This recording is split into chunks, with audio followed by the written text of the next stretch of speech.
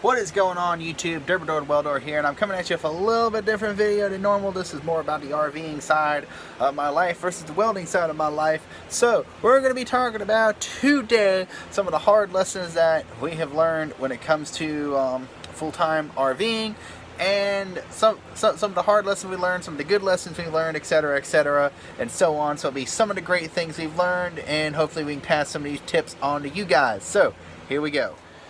Now, first thing we're gonna go over is some of the things that we have done to keep the camper warm in the winter. This is something that, you know, you're full-time and you have to deal with the winter, right? So the first thing we've done is this. Get these for not too terribly much off of Amazon. What it is that's your skylight right there. So there's a skylight up here, as you can see. Oh, a little wet. We've had some rain. A little wet from up there, but this, you know, it's a really thick blanket. It's got this mylar on this side right here, and it just fits up in there. So on to the next thing. I'm not doing this thing off of if you're planning on boondocking in it for a couple months, in your camper for a couple months, or if you're planning on, you know, hanging out in your camper during the summertime. It's not what this is about. This is about living in the trailer. This is about making the camper trailer your house. So if you bought one of these things used, I highly recommend getting rid of the POS furnace that came with it. They suck. They are terrible. They're the worst. They're absolutely awful. I hate the furnace that comes with these things. They have some advantages over the these traditional here, like this Mr. Heater here, or these infrared propane heaters, but not a lot. The advantages aren't a lot. So really, what really sucks about the RV furnace, and I think I talked about it in some other videos, I will go outside and I will show you, but it's indirect heat. You are not getting the direct heat off of the propane flame. So it's not as efficient, and when you're living, efficiency is everything because you are living off of the propane. The propane is your heat, is how you cook, and all of that. So saving propane saves you money. You know, I'm not doing this for the weekend. I'm doing this for I live in it. So this is, if you're familiar with the Buddy heater, right? You'll be very familiar with this. This is made by the same company, but it's meant to be permanently installed in your house. It is a Mr. Heater ventless heater, and it uses the same technology, the same infrared heater blocks or heater bricks that the Buddy heaters use. So this is permanently, I got a propane line over here. You can see somewhere over here. See where my propane line goes into the back, and into the back of it, it comes from my 100-pound propane tank, something we're going to get into here in a little bit, but I'm going to focus on this heater right now. So switch it to pilot, push it down, propane comes out. Hit our lighter, poof. Oops. You gotta hold it about 5 seconds and the pilot will stay on. As you can see right there, a little pilot flame, there we go, is now lit. Now, we turn it to the desired temperature. Now, it's kind of an odd thing. It gives you numbers, not exact temperatures. So you just turn it, and woof! All those bricks light up, just like on your Buddy heaters, right? And a lot of heat comes off of this thing. There's a lot of heat. You can see it. It'll start glowing orange. There's a lot of heat coming off of this thing right here. It is insane, the amount of heat. And I bought the fan kit. I have it set for thermostat, but it eventually, so once this gets hot enough, the fan will kick on and it'll start blowing some air around. But the fan right there just blows air right out of there, and it's hooked up to 110 volt, which kind of sucks, but let's be realistic. If you're going to be living in one of these, you're going to have at least 20 amp 110 hookup. Alright, I'm going to turn this off now. It is very hot, and we do not need it today. Switch that back to thermostat. Alright, So one of the other things, tanks, propane tanks. All right, I'll be straight up with y'all. You're not going to be running off of 20-pound propane cylinders like those. You're not going to be living on those, right? You just cannot live on little 20-pound cylinders. You need these 100-pound cylinders right here. I've got 2 of them. This is how you live. These will get you through a month of heating, or a little bit more, depending on how judicious you can be with it. But I've got 2 of these. I got my nice one here, and I got my older used one that was used in a forge system. As you can see, it's got the very, very big nozzle on it to hook into. This was hooked to a giant forge setup, so I got it real cheap too. But these little 20-pounders here, they're more like emergency cylinders, but in all honesty, they don't get you far. They get you about 5 days, roughly 5-6 days of heating in the winter, and you ain't getting far. All right, next thing, very important, especially if you're going to be living in one of these trailers, is this. Heating your water on propane is, yes, you can do it, but a hybrid system is going to save you so much more money in the long run, especially if you want to have hot and ready water all the time. So I have a lightning water heater made by Leisure Products. So this is actually very, very simple. You take out the old anode right there, and you screw in the new anode, which is hollow on the inside, and then the heater element screws into that. So you still have an anode, so you don't destroy your tank like some other brands. So that's very important. And it's very simple to wire. I showed in another video how it's wired up, but that's our thermostat up there. The thermostat controller is actually touches this your drain valve here, and that's where it gets its temperature from. And that little screw right there is how you set the temperature. And back to wintertime camping. Here we go. We have our Chemico heated water hose. This is I think one of the shortest ones I could get. But this right here is a thermostat controlled heated water hose. That's the thermostat part hanging out right there. So it's very important when you set this up that your thermostat is exposed to the elements. You don't want to cover up your thermostat at all whatsoever. This is the actual heater line itself right here. So you can I didn't do a very good job, but you can wrap that around your spigot, and it'll keep your spigot warm. And this whole line is heated. It goes all the way up here to the trailer. And this right here is heated too. And then you can just pull this, pull that up there, and it'll cover all of that. That's my on-off valve right there. But this will the whole heated water hose, and we've been down to 25 degrees multiple nights, haven't had any problems, and I haven't even had time to put the skirt around the camper yet.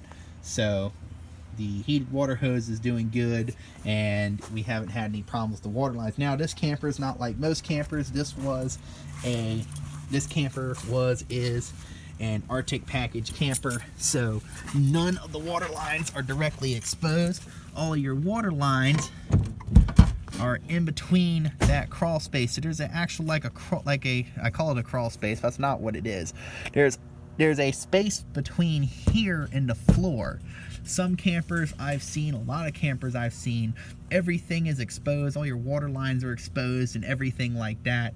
Those are not the kind of campers you can live in. You just can't make it through the winter like that. So having all those up in here and insulated, and it collects heat from that heater in there, and it keeps this area warm, is very, very important. And we haven't had any problems down to 25 degrees. So we'll see, into January, February, how that goes. But I'm still pretty optimistic that we won't have any problems. Now, we're going to be talking about, the fun, everyone's favorite part of RVing is, the crappy water, right? Oh, everyone loves it. So we have learned the hard way. You only put toilet paper and your waste, your human waste and whatever, whatever is PG, I guess now, in the toilet. We had one incident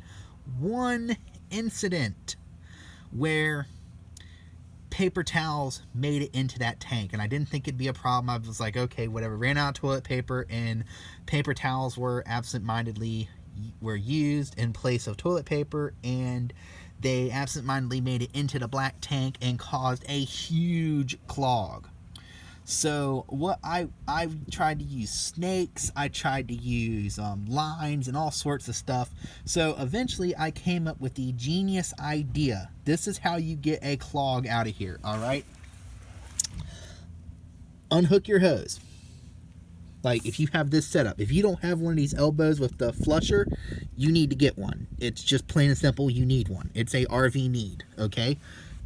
Unhook the hose. Bloop. Stick the cap on it.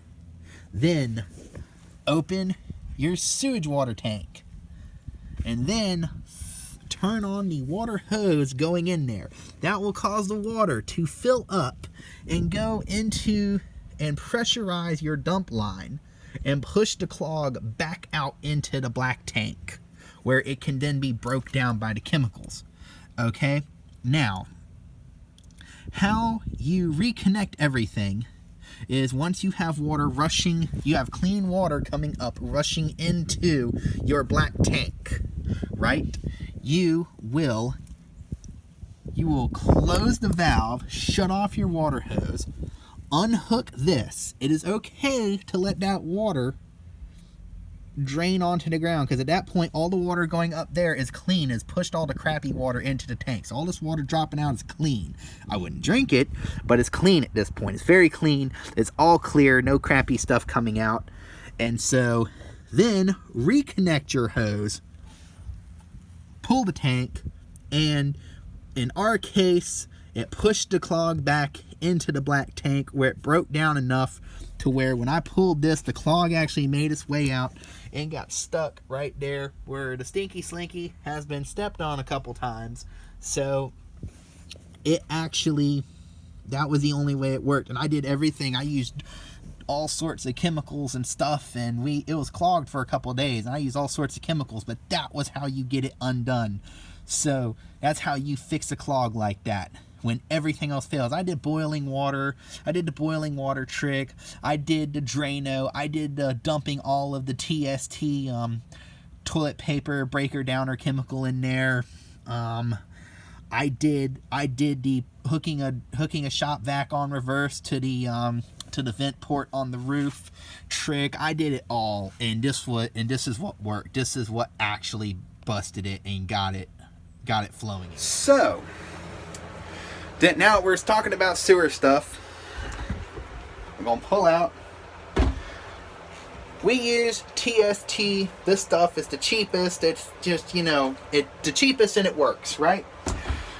Now this thing is a all-season product.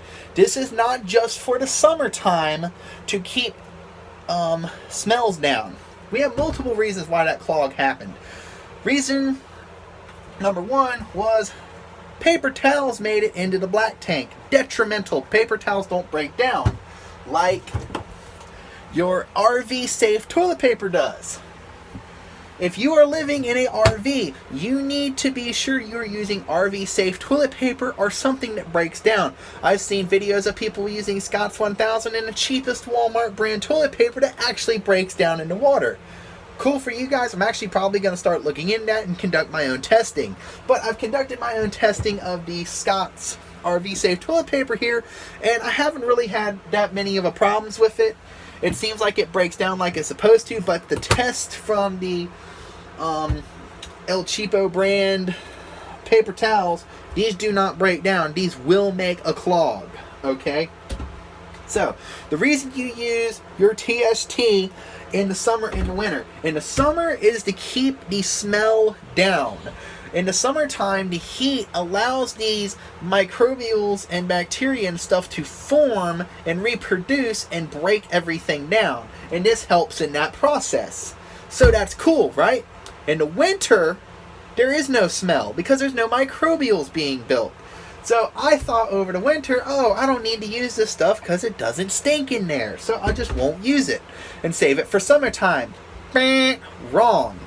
This breaks the stuff down in place of those microbials in the winter when it's too cold for those microbials to build and reproduce and break the stuff down. So this is a all season product. You need to be using this all year long in your camper. And this stuff right here is TST Max. Has 32 treatments right here. That means I can drain my black tank 32 times and fill it up with this. You got a little gauge on the side right here, and you only need 2 ounces. I got like a 30-some gallon, 30 maybe 40 gallon black tank, so this right here is 2 ounces treats the whole tank. All right, you don't have to go crazy with it. 2 ounces treats the whole tank.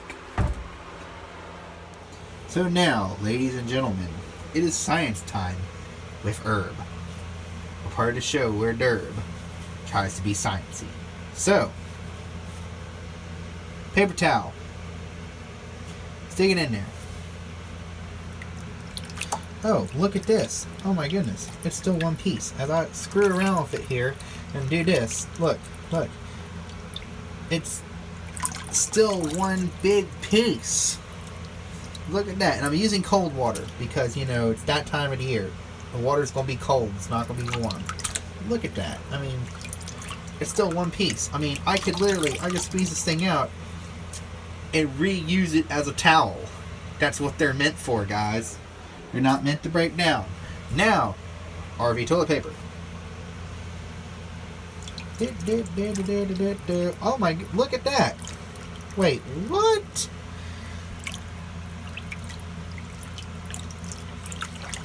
Look at that.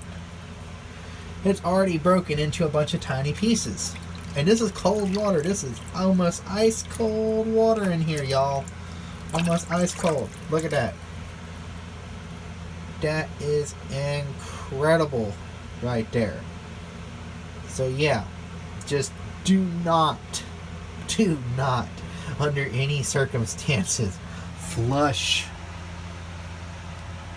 paper towels down the toilet. You will regret it. And look, even after all settles, it's still broken up. It ain't really collecting back together. You know, they're all broken into a bunch of tiny pieces. That's what you want your toilet paper to do. If your toilet paper isn't doing that, you got problems. Alright guys, one more thing we're going to talk about is the shower head. That's right. RV shower heads suck. Octogenics shower head sucks less. This shower head is just, if you don't have one for your RV, you need to get one. Alright, it saves you so much water.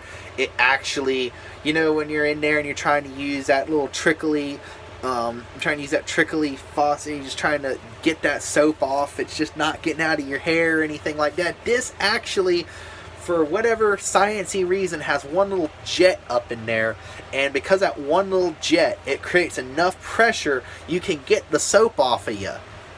And remember, you're living in here. This is the only shower you have access to, so you need it to work. Alright? And the best part about it is, of course, it has the little button right here, little on-off at the shower head, so you can take your Navy showers when you're off grid. And what do I mean by Navy showers? Navy showers, I mean, if you're off grid, you literally turn the shower on at the temperature you want, get in there, blah, blah, blah, blah, get wet, turn it off at the shower head, soap up, then turn the shower back on long enough to get all the soap off, turn off, you're done. That's it. Like a 5-minute shower at the most, maybe at the most, because you only have so much fresh water and you only have so much gray used water storage. So because of that, you got to make your shower short. All right, and we call them Navy showers. I guess it has something to do if that's how they took showers in the Navy, I guess. Don't know. I'm not in the Navy. I'm in the Air Force. And the next thing, it's highly debated, right? It's highly debated, but the refrigerator. Now this is one of the most, I find when it comes to RV forums, the most highly debated thing everyone talks about, right? And it kind of gets me, because I thought it was a no-brainer, but other people, it's a big, big debate.